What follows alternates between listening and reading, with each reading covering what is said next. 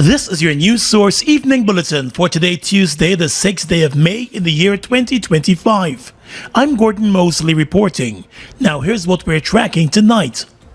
With the hope of pushing better policing, the government of Guyana today handed over 5,000 body cams to the Guyana Police Force as part of its efforts to improve transparency and accountability in the force. The high-tech body cams, which are both dust and water resistant and comes with Wi-Fi capabilities, were handed over by President Irfan Ali to the Commissioner of Police Clifton Hicken at State House in the presence of the Home Affairs Minister Robeson Ben and other police and government officials. So today we'll be handing over 5,000 of these cameras, 5,000 cameras to the Guyana Police Force. So there is absolutely no excuse whatsoever from the Guyana Police Force of our men and women in the field not being equipped with these cameras when conducting their duties and responsibilities. Noting that the body cams will significantly improve transparency and accountability, President Irfan Ali said the technology will be used to clearly capture the interaction of the police with the public. We want the Guyana Police Force to be of service. We want the Guyana Police Force to be a service-oriented organization. And part of that is for us to continuously work on improving the service delivery.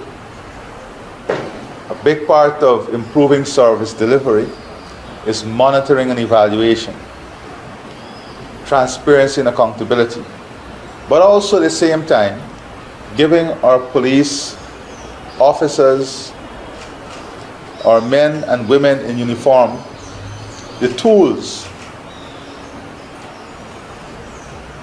to make their job easier, the tools that would allow them also to hold people accountable for their action. It is not only the police action, but the citizenry. Meanwhile, the Home Affairs Minister said undoubtedly the body cams will improve the quality of service provided by the Guyana Police Force and will also help to enhance the public's trust in the force. We are aware that even where there may be deficiencies and human failings, that the question of technology could add to the certitude of delivering the service that our citizens require and to build trust and confidence in respect of the work that we do in improving the lives and the protection of the citizens of the country. The Commissioner of Police Clifton Hicken assured both the President and the Minister of Home Affairs that the body cameras will be used for their intended purpose. The government has been using various forms of technology in their efforts to improve policing across the country. Just recently, the government launched an automated ticketing system to enhance road safety. A number of CCTV cameras have also been mounted to monitor key areas, particularly those prone to crime. More news coming up in just a moment. It all starts with one. Maybe it's one look, you know the one, or one touch, even one word. It can start with one step, or one promise, one thrill, one first time, one deep breath, one leap of faith, one day to remember, or one night to forget. One moment, so many stories that make up one crazy, average, everyday, fabulous life. We get one life, just one. Make your move. It all starts with one.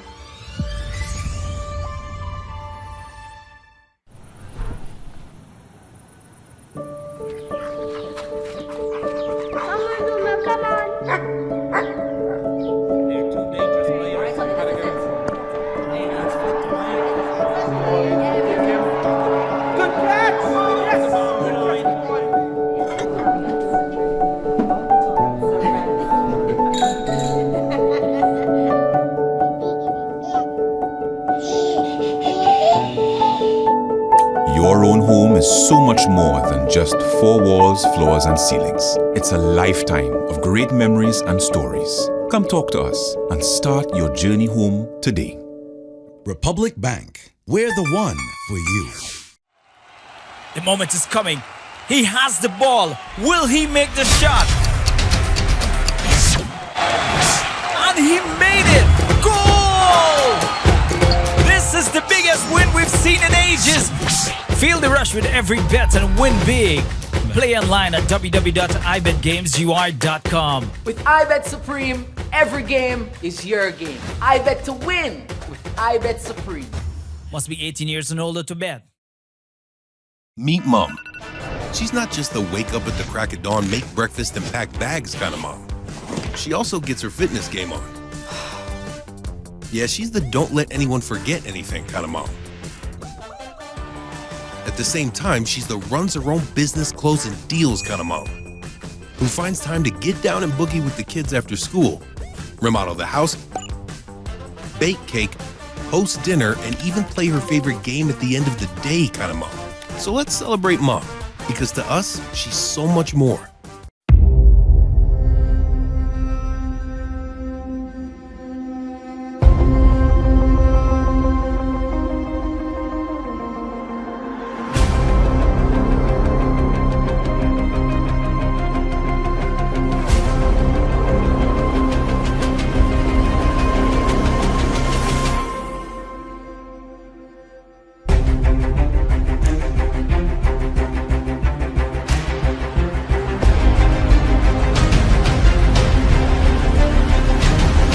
Looking for a new ride? Then check out the all-new Honda HR-V at Marex. When you buy a new vehicle, it's 0 miles, 0 worries. Plus, you get awesome features that will make your ride smooth and comfortable. The HR-V interior design has controls at your fingertip with great space and maneuverability. The all-new Honda HR-V is a beauty. Drive one today. Visit our website or call us on 226-1482 to learn more. Buy your brand new Honda vehicle from Marex, the home of Honda in Guyana.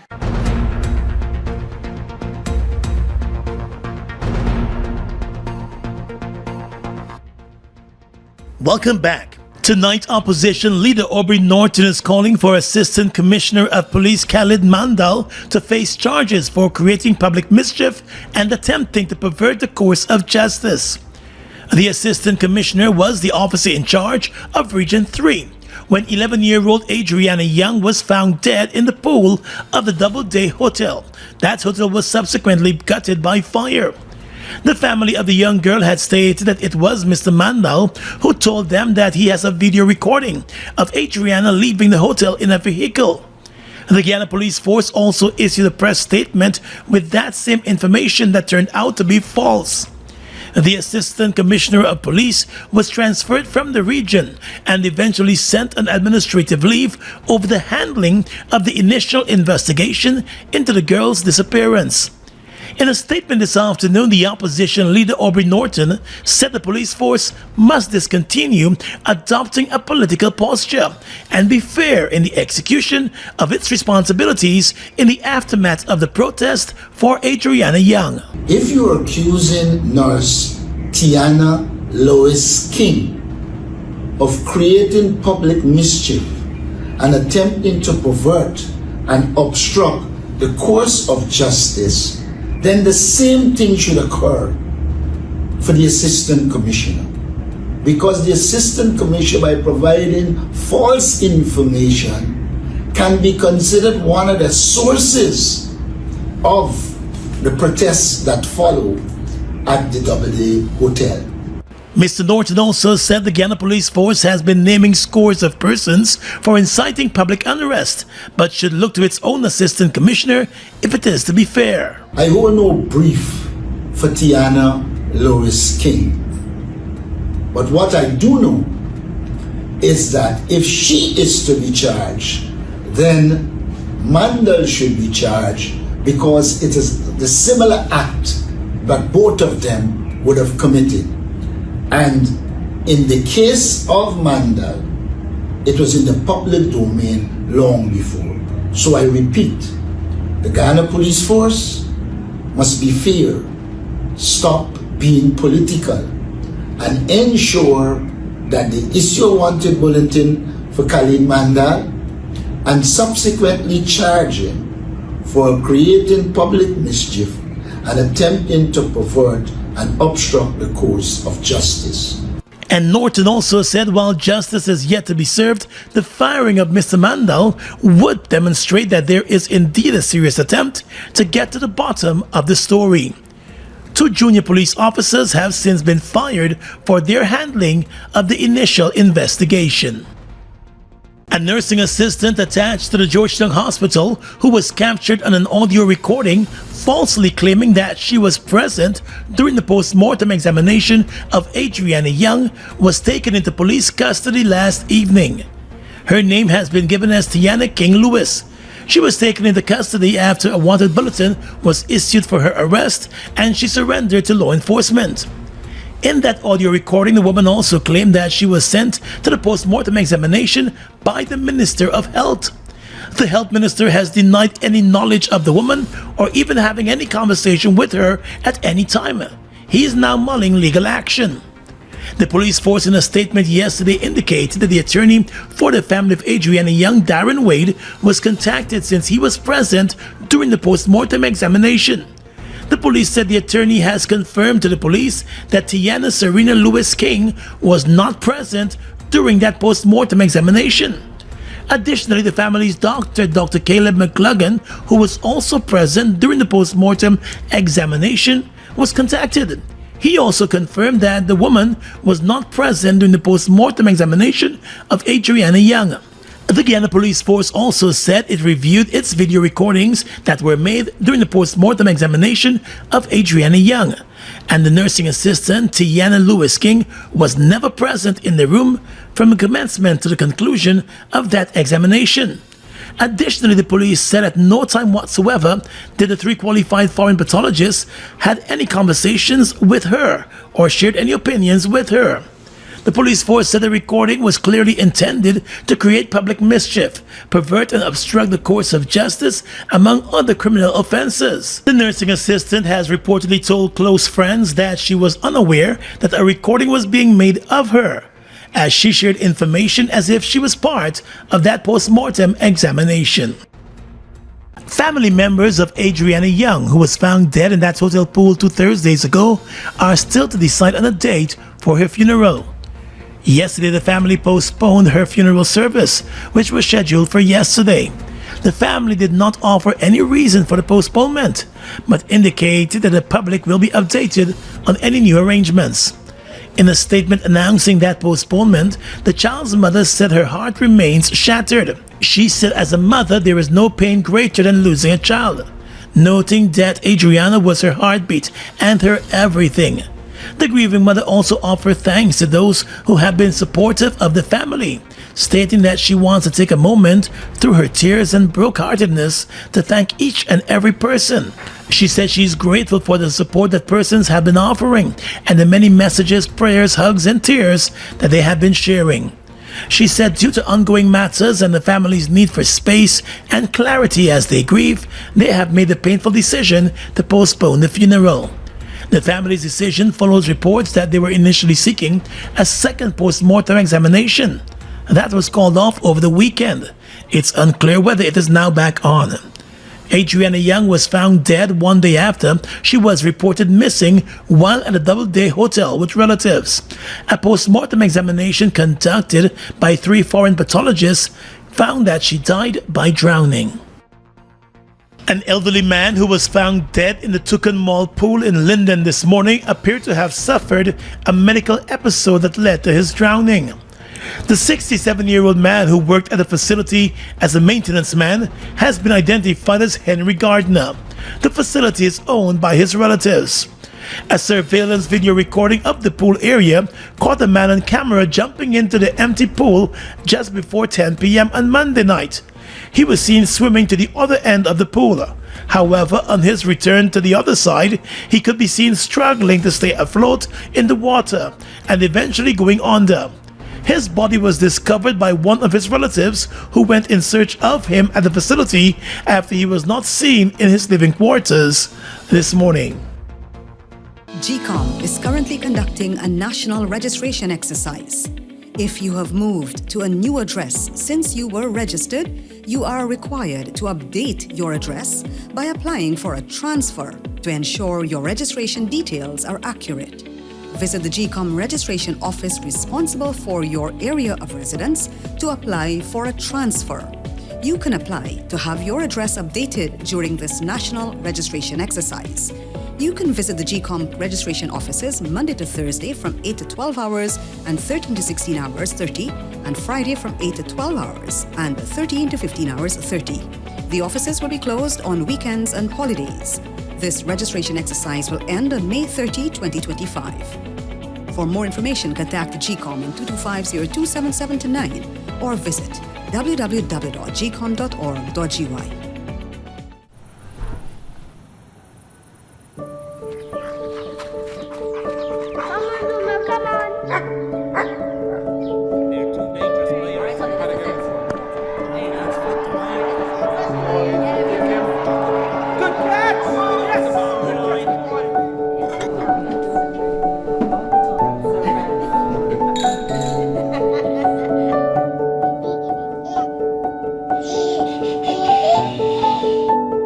Your own home is so much more than just four walls, floors, and ceilings. It's a lifetime of great memories and stories. Come talk to us and start your journey home today. Republic Bank. We're the one for you.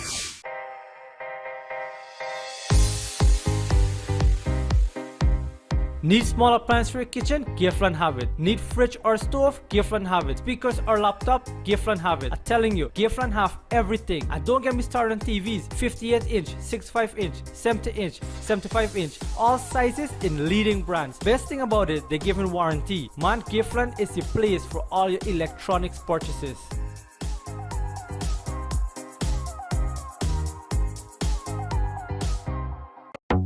Washi. Hi people, washing made so easy since I found Washi. Washing me use wash me clothes and I can say Washi soap powder wash clothes so nice. Washi soap powder leave your clothes color bright. Washi soap powder leave me clothes smelling nice, of course. So give thanks to Washi soap powder for doing my laundry right. Keep my clothes color bright, have my clothes smelling nice for sure. I could not ask for more. Comes in lemon and original. It is a washing machine in a pack. Washi soap powder wash clothes so nice. Washi soap powder leave your clothes color bright. Washi soap powder have my clothes smelling nice, of course. Distributors located in the Stabrook Market. Buster presenting the new 500 milliliter. Wow, Buster flavorful. Make every meal better. Grab a Buster for drink, Buster move. Taste this. 500 ml, that's it. Buster for days, that's cool. Buster 500 milliliter is a brand new choice of my drink with my food. Vibing every munch, that's smooth. Introducing the new Buster 500 milliliter. Grab a bottle with your lunch today. Purple Arts Productions presents A Treat for My Mother 8, an evening of golden oldies with Bunny Alves, Sean Buller, Charmin Blackman, Ronald Green, Barbara Lee, Sharon Cadogan, Ian Nelson, Antoine Gonzalez, Michelle Gobin, and more dance group and others. Golden jewelry for the best dressed mother in purple on Mother's Day Sunday, May 11 at the National Cultural Center. Tickets $3,000 and $2,500. Directed by Simone Dowding.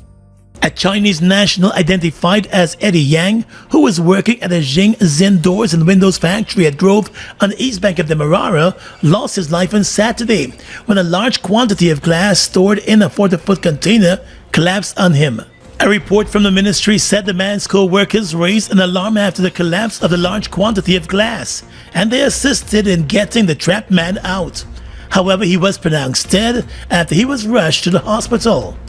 Under the Occupational Safety and Health Act, Chapter 9906 of the laws of Guyana, the ministry has initiated an investigation which is being led by Senior Occupational Safety and Health Officer Darwin Bourne and Occupational Safety and Health Officer Ray Hosanna. The investigation aims to determine the cause of the incident and to ensure full compliance with safety regulations at the workplace. The Minister of Labour, Joe Hamilton, has reminded employers and workers of the importance and the need for good safety and health practices in the workplace so that similar incidents and accidents that can result in the loss of life can be prevented.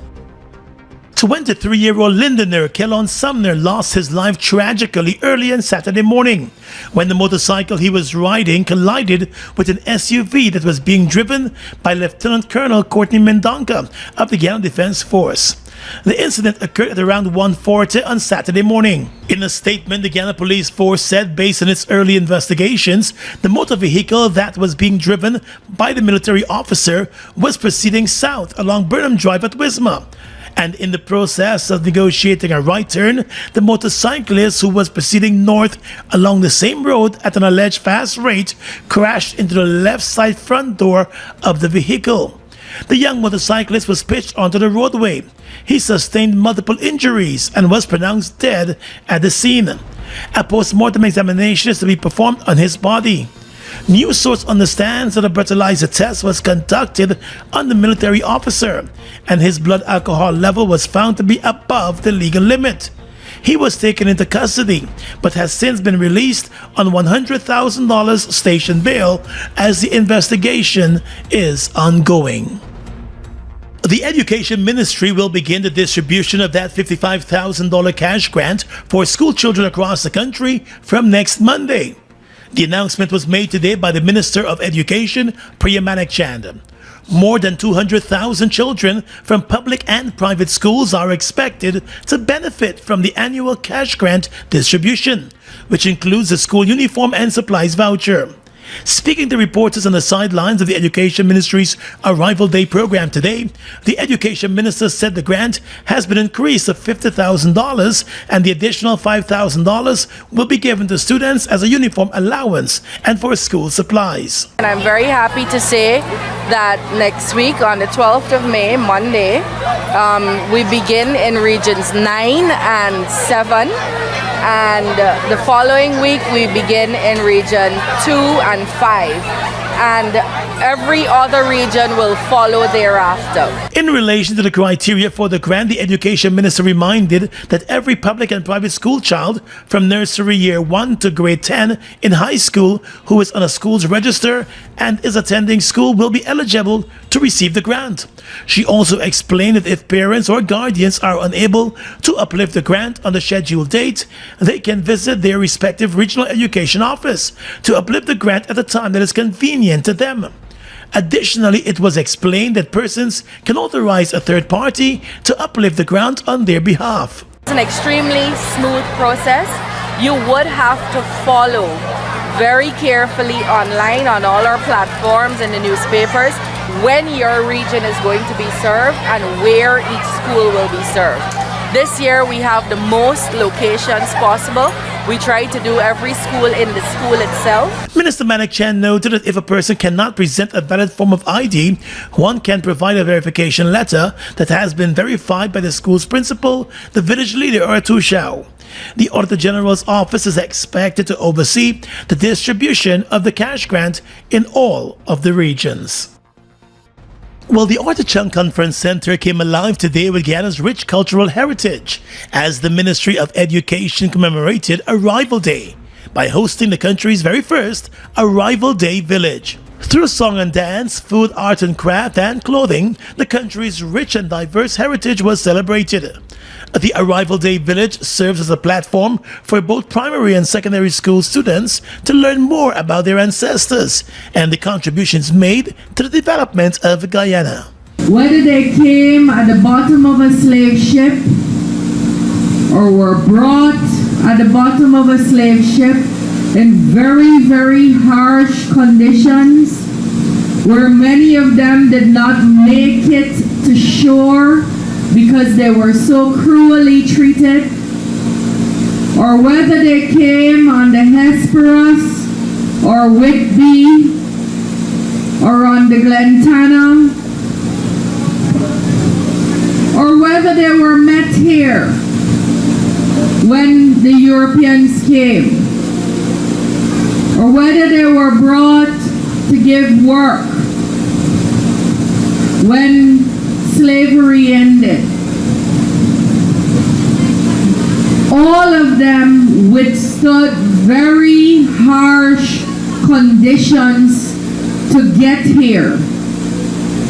And all of them struggled in very harsh conditions to stay here and build a better life for you. Noting that the government remains committed to the development of the country and the advancement of all of its people, regardless of race, culture, creed, or religion, the Education Minister Priya Manik Chan warned against bigotry. To practice bigotry means to look at someone, one of the meanings, to look at someone and treat them differently, treat them poorly, treat them badly because they're of a different religion or different race or differently abled or live in a different place or have less resources like money or a fancy house that you might have. It is unintelligent to behave in that way. At the time when the country is still divided along racial lines, the Education Minister urged the students to make a difference by using social media and other platforms to foster love and unity and to promote Guyana's rich culture. I want you to resolve here that you are not going to be a bigot in any way, shape, or form in your school or out of your school, in your community or out of your community, online, on social media, whether it be Facebook or Insta or TikTok or whatever else they have. You are not going to be a bigot because you are bright, young Guyanese children aiming to grow up in a land that is full of love and unity and togetherness, a land that thrives where the government is committed to giving each and every one of you equal opportunities regardless of what you look like, regardless of how you pray, regardless of how your parents vote. The Arrival Day Village will continue tomorrow, Wednesday, and caters for both primary and secondary school students, with a major focus on grade 5 students who will be writing the National Grade 6 Assessment exams next year. It is based largely on the Social Studies curriculum. Arrival Day was observed on the 5th of May. Meet Mom. She's not just the wake up at the crack of dawn, make breakfast and pack bags kind of mom. She also gets her fitness game on. Yeah, she's the don't let anyone forget anything kind of mom. At the same time, she's the runs her own business, closing deals kind of mom, who finds time to get down and boogie with the kids after school, remodel the house, bake cake, host dinner, and even play her favorite game at the end of the day kind of mom. So let's celebrate Mom, because to us, she's so much more. Mobil 1 is more than oil. It's many oils. It transforms at the molecular level. When cold, it's thicker than honey. When hot, it's thinner than water. Mobil 1 adapts and readapts to last longer. 16,000 kilometers between oil changes. That's your engine evolved. Sal Guyana is the authorized distributor of Mobil lubricants. A powerful movement is coming to shift Guyana, the Guyana we know as the breadbasket of the Caribbean. It's the land of many waters. It's the land of 6 races, all unified under God. Hope is rising, a call to prayer, a celebration of unity and peace and God's grace on all Guyana. Hope is Rising is returning after many years and will feature global sensation Sherwin Gardner and Emrand Henry, along with top Guyanese gospel artists and musicians. These things they are making me stronger. I come to you with my arms wide open. If my pillow could speak, it would tell you how I weep. invited to Hope is Rising, a global 24-hour prayer culminating with an evening of worship and praise, with Christian leaders standing together on May 9th at the National Cultural Center. All tickets are free and registration is required. Seats are limited, so book now. Christian leaders, gospel artists, churches, and people of Guyana from all regions. We urge you to come together to celebrate and pray to God for this great nation. Hope is rising, and God is pleased. Okay,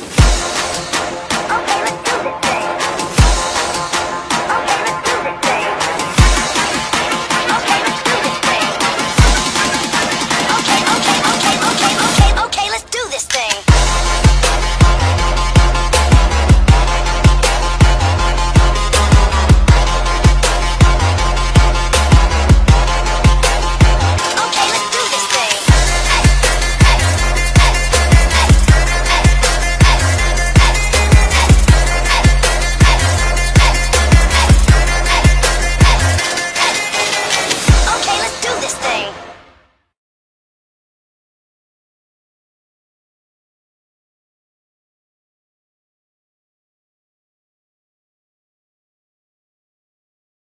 Guyana's economy is rapidly transforming, and we're all part of it.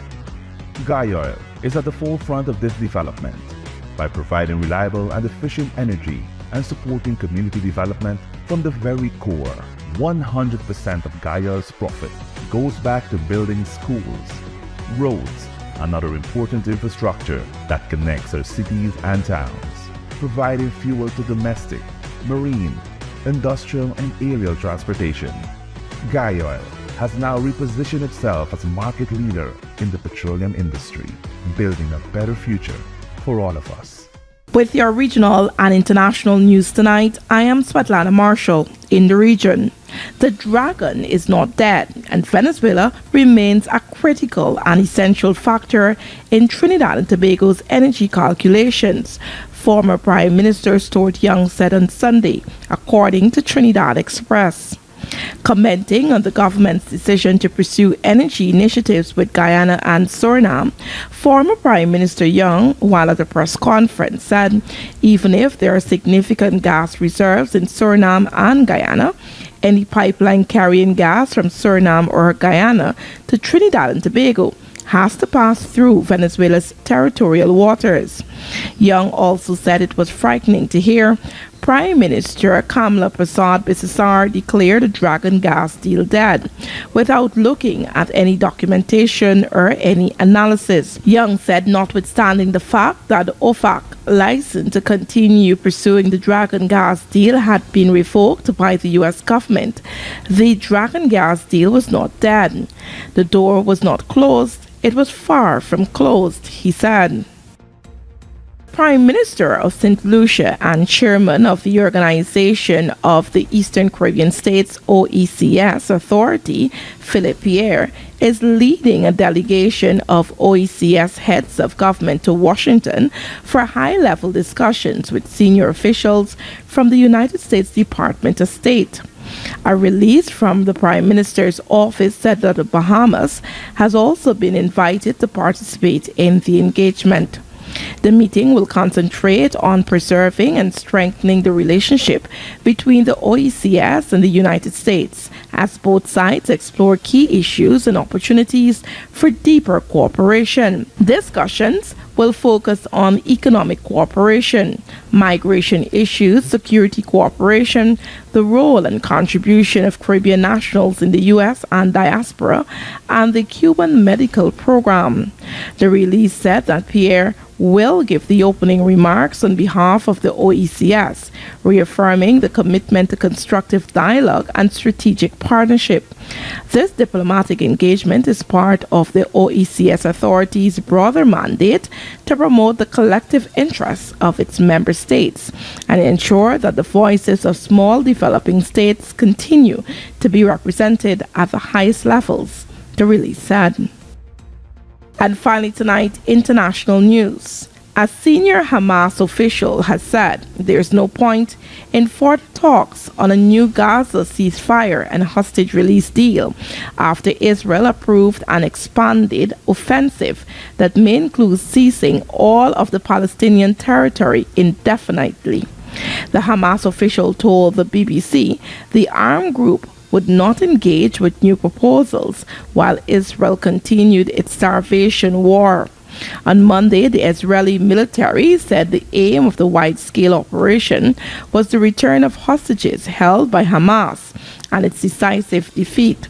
Israeli officials said it would involve capturing Gaza, displacing the majority of its population, and taking control of aid after a 2-month blockade the UN says has caused severe food shortages. The officials also said that the offensive would not begin until after U.S. President Donald Trump's visit to the region next week, giving Hamas what they called a window of opportunity to agree to a deal. And that's your News Source Evening Bulletin for tonight.